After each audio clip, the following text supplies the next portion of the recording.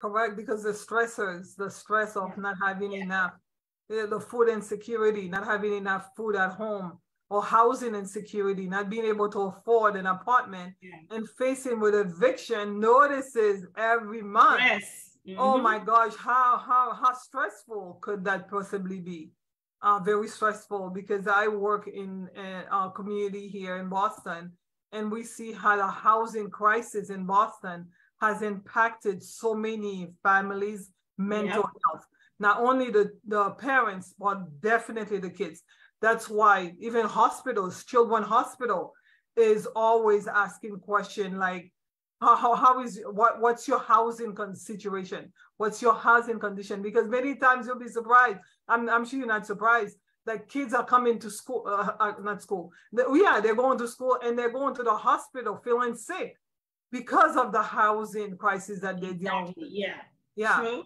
Mom lost a job, not being able to pay. Yeah. And kids who are coming to school, they're not able to eat breakfast at home. So they have, I don't know how it is in Boston, but in Florida, they provide free lunches for the children. So some kids would come to school. I remember I was working at a school, and this little boy, his mother would always bring him to school very late. And at that time, the cafeteria would be closed. Let me tell you, he would throw a tantrum if he doesn't eat breakfast. But after finding out what was going on with him, that's when we made sure to leave him breakfast. So whenever he gets there, he has food. Yeah, probably that was the only, breakfast and lunch were the only two meals that he was getting during the day. So it's very important to understand. That's why holistic health, you just mentioned about it, is so important that we know what's going on, because many times you're judging somebody based on behavior, right? A child who's throwing a tantrum, you're like, oh my God, this child is mild behaved. They need this and that, restrictions here, restriction there.